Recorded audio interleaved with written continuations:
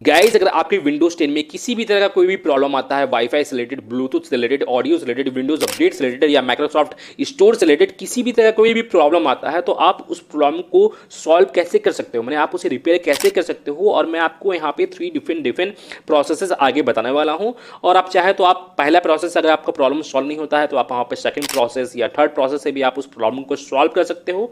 तो आप इस वीडियो को होल कंप्लीटली वॉच कीजिएगा। तो गाइज आपको यहाँ पे सबसे पहले तो करना क्या है कि आपको अपने विंडोज के स्टार्ट मेन्यू में जाना है और आपको यहाँ पे टाइप करना है CMD माने कमांड प्रॉम्प्ट। और आपको यहाँ पे अपने कमांड प्रॉम्प्ट को रन एज एडमिनिस्ट्रेटर की हेल्प से आपको यहाँ पे इसे ओपन कर लेना है। ओपन करने के बाद अब मैं आपको यहाँ पे एक कमांड बताऊंगा, तो आपको उस कमांड को यहाँ पे टाइप करना है SFC माने system file checker space scan now. आपको इस कमांड को यहाँ पे टाइप करना। और इस कमांड से होता क्या है, जैसे मैं आपको बता दूं कि अगर आपके विंडोज में, आपको कोई भी विंडोज है, विंडोज 10 हो गया या विंडोज 11 हो गया, अगर आपके विंडोज में किसी भी तरह का कोई भी प्रॉब्लम आता है, ऑडियो से रिलेटेड प्रॉब्लम आ रहा है या आपका वाईफाई कनेक्टिंग से रिलेटेड प्रॉब्लम आ रहा है या आपका इंटरनेट से रिलेटेड प्रॉब्लम आ रहा है, किसी भी तरह का कोई भी प्रॉब्लम आता है तो वो यहाँ पे रिपेयर होना स्टार्ट हो जाएगा। आप इस कमांड को अगर आप यहाँ पे यूज करते हो तो इस कमांड से होगा क्या है कि यहाँ पे सबसे पहले तो आपके यहाँ पे सिस्टम में स्कैन किया जाएगा। यहाँ पे कुछ सेकंड आपको यहाँ पे टाइम लगेगा, आपका यहाँ पे जो सिस्टम है वो स्कैन होगा। और स्कैन होने के बाद आपका किसी भी तरह का कोई भी प्रॉब्लम है या कोई भी फाइल वगैरह भी आपका करप्ट हो गया होगा, क्योंकि ज्यादातर जो प्रॉब्लम होता है वो फाइल क्रैशिंग है, फाइल करप्ट हो जाने के कारण भी वो प्रॉब्लम आता है। तो वो यहाँ पे उस फाइल को यहाँ पे रिपेयर करना स्टार्ट कर देगा। जैसे मैं यहाँ पे इंटर प्रेस करता हूँ, इंटर प्रेस करने के बाद अब आप यहाँ पे देखोगे यहाँ पे सिस्टम में स्कैनिंग हो रहा है और उसके बाद यहाँ पे वेरिफिकेशन होना स्टार्ट हो गया। जैसे आप यहाँ पे देखोगे यहाँ पे मेरा 1% 2% वेरिफिकेशन यहाँ पे कंप्लीट हुआ है। और ये जो वेरिफिकेशन है, ये वेरिफिकेशन होने के दौरान ही यहाँ पे आपके सिस्टम में रिपेयर का प्रोसेस आपके यहाँ पे स्टार्ट हो चुका है।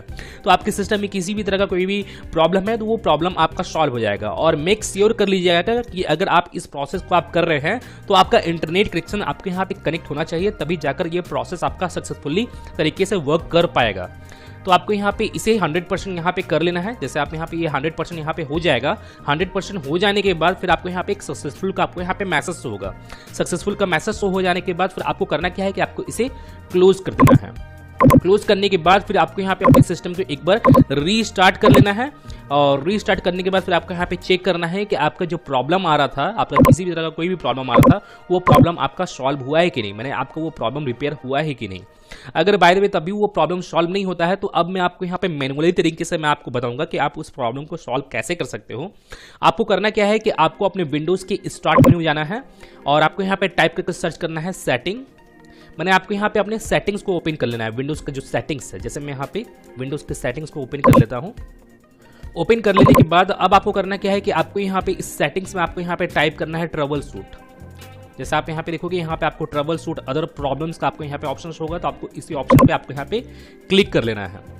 क्लिक करने के बाद अब आप यहाँ पे देखोगे आपको यहाँ पे बहुत सारे ऑप्शंस होंगे, इंटरनेट कनेक्शन से रिलेटेड, ऑडियो से रिलेटेड, प्रिंटर से रिलेटेड, मैंने विंडोज अपडेट से रिलेटेड, ब्लूटूथ से रिलेटेड। तो आपका यहाँ पे जो भी प्रॉब्लम है, जिसके मैंने सिचुएशन में आपका यहाँ पे प्रॉब्लम आ रहा है, जैसे विंडोज अपडेट से रिलेटेड प्रॉब्लम आ रहा है या आपका ऑडियो से रिलेटेड प्रॉब्लम आ रहा है, तो वहाँ पे आप इसे ट्रबल शूट कर सकते हो। मैंने आप उस प्रॉब्लम को यहाँ से मैनुअली तरीके से आप उसे सॉल्व कर सकते हो, मैंने रिपेयर कर सकते हो। जैसे आप यहाँ पे देखोगे और भी आपको यहाँ पे ऑप्शन होगा, नेटवर्क एड्रेस से रिलेटेड, पावर से रिलेटेड, रिकॉर्डिंग ऑडियो से रिलेटेड, सर्च से रिलेटेड, स्पीच से रिलेटेड, वीडियो प्लेबैक से रिलेटेड या माइक्रोसॉफ्ट स्टोर ऐप से रिलेटेड।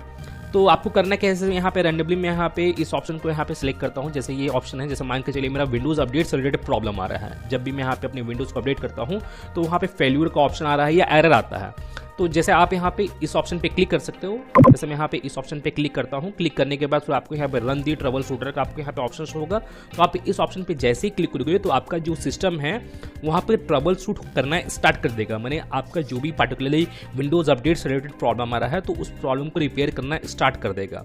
और ट्रबल शूट होने में मैं आपको बता दूँ कि आपका हो सकता है आपको 10 मिनट या 15 मिनट का भी आपको यहाँ पे टाइम लग सकता है। तो आप यहाँ पे जरा पेशेंस रखिएगा और अपने सिस्टम को यहाँ पे ट्रबल शूट कर लीजिएगा। ट्रबल शूट कर लेने के बाद फिर आपको करना क्या है कि आपको एक बार अपने विंडोज को अगेन आपको यहाँ पे रीस्टार्ट करना है। और रीस्टार्ट करने के बाद फिर आपको चेक करना है कि आपका जो प्रॉब्लम आ रहा था वो प्रॉब्लम आपका रिपेयर हुआ है कि नहीं, वो प्रॉब्लम आपका सॉल्व हुआ है कि नहीं। अगर बाय द वे तभी वो प्रॉब्लम सॉल्व नहीं होता है तो अब मैं आपको यहाँ पे फाइनल स्टेप बताता हूँ।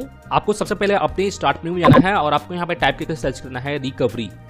जैसे आप यहाँ पे देखोगे, यहाँ पे आपको रिकवरी का ऑप्शन होगा, तो आपको इस ऑप्शन को आपको यहाँ पे ओपन कर लेना है। ओपन करने के बाद अब आप यहाँ पे देखोगे, यहाँ पे ओपन सिस्टम रीस्टोर का ऑप्शन होगा, तो आपको इसी ऑप्शन पे आपको यहाँ पे चले जाना है और आपके सामने कुछ इस तरह का इंटरफेस होगा। तो यहाँ पे जैसे मैं आपको बता दूं कि यहाँ पे आपको अपने सिस्टम को रीस्टोर करना होगा।